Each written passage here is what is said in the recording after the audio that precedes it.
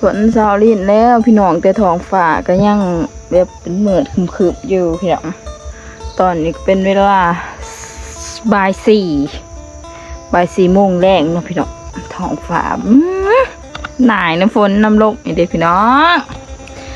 กราบทักทายสบายดีสวัสดีพ่อแม่พี่น้องเว้อสุขุสุคนเด้อมื้อนี้ก็ยินดีตอนเราเข้าสู่น้องดาสไตล์กินอีกคือเก่าพี่น้องอยู่กับน้องดาบ่มีคำว่าสิบ่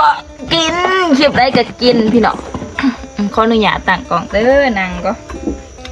มื้อนี้เฮาก็มีผักขะแยงเด้อพี่น้องมื้อนี้ได้เมนูดีได้เมนูเด็ดเพิ่นผักขะแยงน้องดาเอามาอีหยังก็เจิญว่าเก็บมาไว้พี่น้องเก็บมาไว้สิไปเอามาเสะมื้ออื่นเนาะก่อนอื่นพี่น้องนี่หอมฟดเลยอย่างใดก็สิมาเฮ็ดต้มสมปลาเคิงหรือว่าปลาอย่างปลากดข้างเนาะฝั่งไทยเขาจะเอิ้นเนาะนี่ใส่พริกกับกระเทียมตามลงไปก็คือปลาเคิงดุ่งหรือว่าอายของกำแซงเนาะเพิ่นได้เพิ่นใส่เบ็ดเปียกเบ็ดแกงมาเนาะเบ็ดเปียกบ่เขาเอิ้นใส่ปลาเคิงประมาณไซส์ประมาณจักกระดำว่า7-8 กรัมนี่แหละพี่น้องนี่เด้ดัดตัดแบ่งแล้วก็เมื่อให้ไม่ยากเนาะนี่ตัดแบ่งครึ่งกันพี่น้องโอ้เห็นเดือด ตัดแบ่งครึ่งกันน้องดัดคืออยากกินอันนั้นพอดีพี่น้องยังวะต้มสมปลาเคิงพี่น้องใส่ผักขะแยงหอมๆอุ้ยขึ้นว่าอะไรก็อยากเนาะตอนนี้ครับแจ้งเวลาหมอไปนะไปสากอยู่ในบ้านหมอแบตเตอรี่น้องดัดก็เฮ็ดอุ่นข้าวไว้เรียบร้อยแล้วก็สิมาต้มปลาเคิงพี่น้องน้องดัดมากินหัวมันก็เลยแบบสิเอาเบื้องหัวแล้วก็เบื้องหางให้แม่ย่าเป็นลูกสะใภ้ที่ดีมากคือว่าซั่นเพราะว่าเอาหางปลาให้แม่ย่าพี่น้องย่าปลาหัวบุญเติมแล้วแต่ก็ได้หลายเติบแห้งเพราะว่าหางมาหากใหญ่เติบไอ้กำแพงเอาเข้าไปเนาะเดี๋ยวก็มีนกนูปูป้าเด็ดแต่ว่าน้องดัดเอาแต่หัวปลาเขียนหัวปลาเนาะ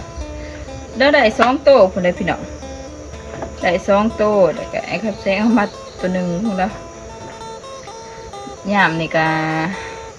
ฝนกับบ่ทันเบิดพี่น้องจังหวะจะเป็นจะสานใช่ป่ะแบบว่าฝนตกคักแน่แต่ปีนี้เขาก็บ่ได้เนาะเห็นหัวเห็นหางของดัดที่บ่เลยพี่น้องถ้าหมอปวดปวกเนาะเขาจะสิเอาปลาลงแล้วก็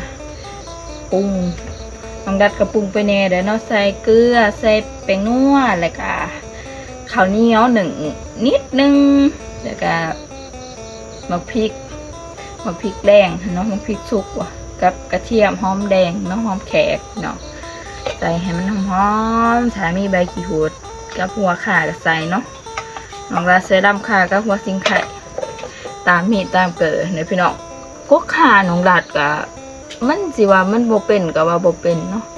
ดินมันแหน่นโพดพี่น้องมันก็เลยบ่อยากเกิดบ่อยากแพร่นะไปโคตรเบิ่งมื้อนะกระลับมันก็ตั้มๆนึงแหละฮะแต่ว่าหัวสิงไข่นี่งามพี่น้องเดี๋ยวเขาสิมาเฮ็ดกินถ่ายคำแซงมา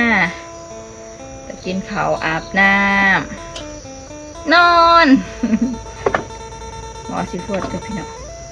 น้องดัดมากได้หนวดนี่เย้เมื่อคืนนี่ก็เฮ็ดเซสวนสลองเกี่ยวเขาแล้วแต่ว่าเก็บเขาว่าตันแล้วพี่น้องน้องดัดไปซื้อเครื่องกับร้านวันฝนกระตกมานี่ร้ายมือเติบเลยโอ้ยพวกอ่างเอาเด้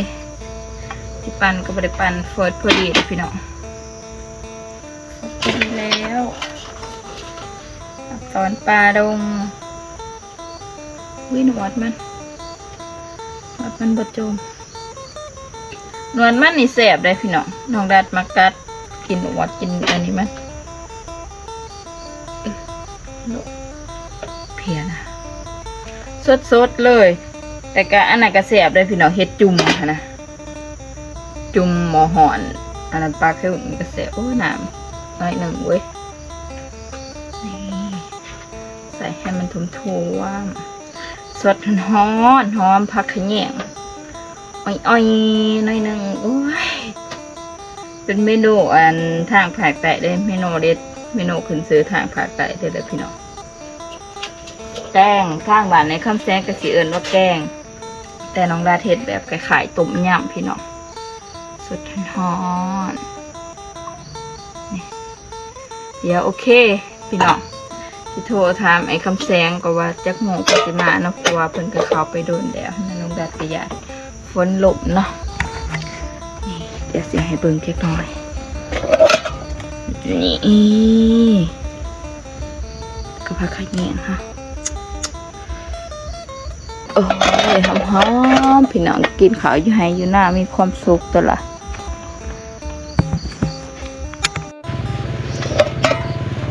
พี่น้องหมอเขาคือหนิงแทะไฟสิเบิร์ดไปพี่น้องเลยเดี๋ยวน้องรับสิหาฟืนมาใส่มันเบิร์ดทันสุกพี่น้องไฟเบิร์ดแต่ก็มันแตกเกิบดิสินี่ยักสุกแล้วแต่ว่าตัวหนาบ่ทันถั่วมันติสุกเลยได้นี่ว้าไอ้คำแซงมาพอดีเลยเนาะชิมดื่มใส่หมักข้าวพี่น้องแล้วดื่มใส่หมักข้ามอีกกับพี่น้อง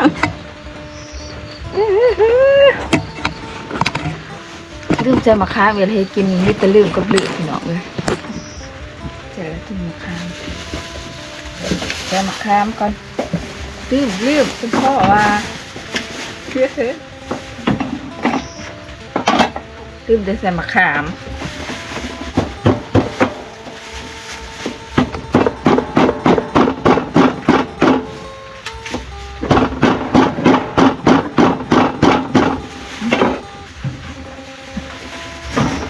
ใส่สมแล้วจะไหนมาเคี่ยวสมเลยพี่น้องแต่ดีแสบทำมาโอเคพี่น้องเดี๋ยวเราจะไปเอาฟืนมาใส่ก็ลอยขี้แตกว้าวไปเฮ็ดกินข้าวสิขี้แตกกัน โอ้ยเขามันสุ่มแล้วเราลงแบบฟืนมาใส่ก็นี่พักลืมเน็กพี่น้องไก่ชุกเลยมันแต่เดี๋ยวตื้อจังค่ะย่อขึ้นให้ไหนใส่อย่างพริกยุใส่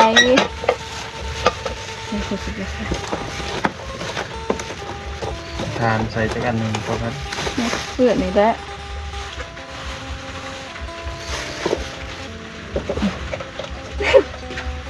ดื่มใส่หมกปีกสบายดีFCควอนิตี้ดื่มใส่หมกคามมันเด้หมกปีกกันสบายดีเด้อพี่น้องสบายดียามแรงๆเนาะมาแต่เอาหม้อไฟเอาปลาเมื่อส่งยังไงเดี๋ยวต่อคนนี่ปลาสิมาดพักอย่างเงี้ยเสียงมันนี่แหละโดนเสียโอเคพี่น้องเดี๋ยวจะงอยถ่ากินเนาะมากระไก่ชิโซกแกเป่าไฟขึ้นข้าวเรียกอะหอนวูเลยบรรยากาศอยู่หายอยู่หน้า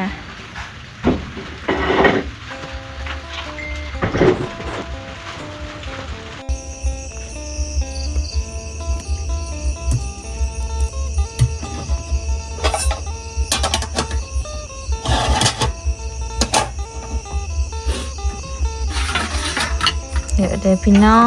งมาเด้อกินข้าวน้ำกันเนาะ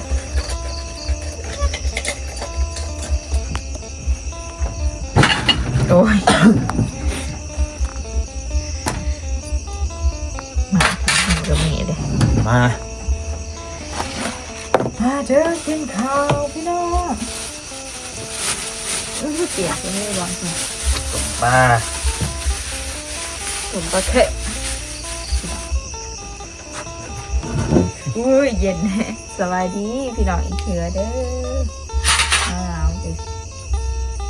เขาเป็นเย็นว่ะเขาไม่แพงหมดเลย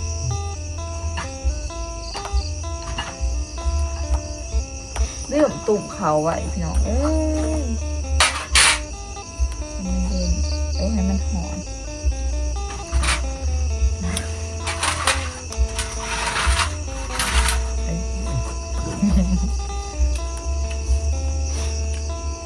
แล้วกินข้าวน้ำกันพี่น้อง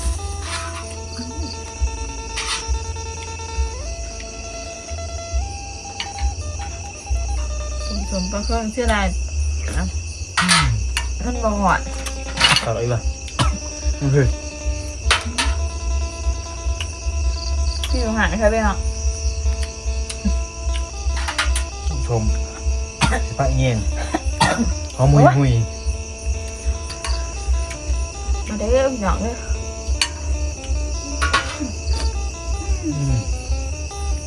แต่ขั้นข้าวเจ้ามันข้าวก็เลย เขาเนี้ยนี่แหละ เสียมาเลยแสบให้ไม่หนาเลยเขาก็ทำอันนี้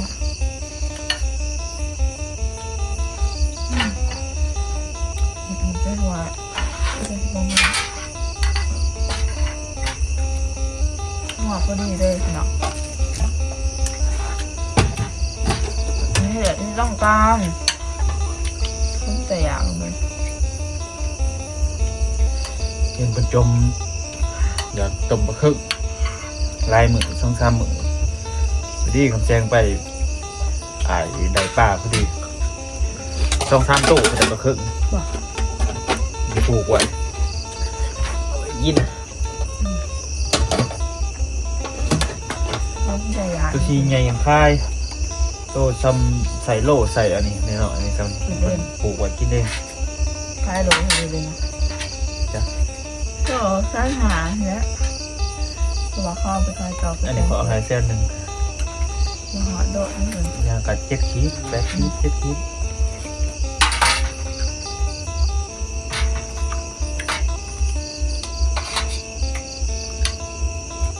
แต่ก็กระเนียอีกนะ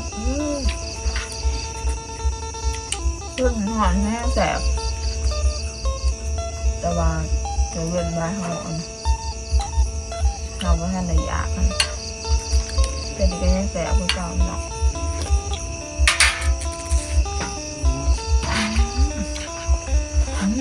เสียบตุกปลาเคิบอยากเลยจะได้กินพี่เนาะทำไปซื้อยี่ห้อเขาของหมอหนึ่งก็ประมาณ150,000เป็นหมอหัวหนึ่งค่ะขอบคุณกระจายให้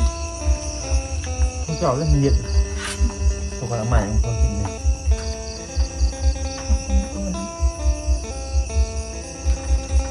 นี่ผมจะเอาใหม่ให้มันเย็น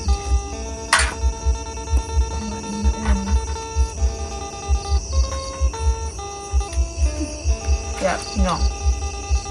บรรยากาศจะดี นี่นะ เหนื่อยจนใหญ่จุ้งมันยังแสบหน่อง มือน้องรัดนี้ก็แซงนอนเปี่ยวอีกแล้ว หนูอยากเลิกเลยนะทำเดียนเนาะเห็นปะ หลาเล่นกับพี่เลย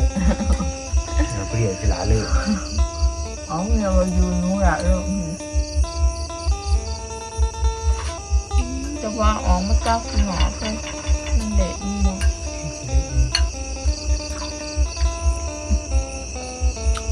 แสบแน่เลย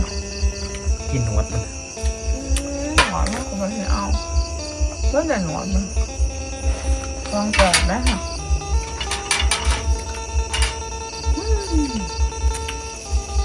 เดี๋ยวครับ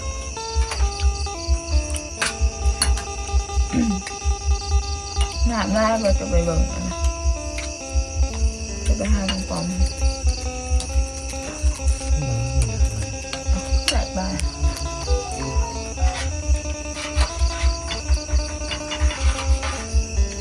โอเคพี่น้องเดี๋ยวก่อนอนุญาตกินข้าวกินน้ำเดี๋ยวก็จะพากันขอนอนเนาะฝากพี่น้องกดไลค์กดแชร์ในเด้อที่สำคัญในเรื่องมังโฆษณาให้น้องเราได้คำเป็นแม่ เดี๋ยวเดิมพี่น้องเด้อ มังโฆษณาให้ในเด้อพี่น้องพอกันคลิปไหนพี่หนาเด้อบ๊ายบายสบายดี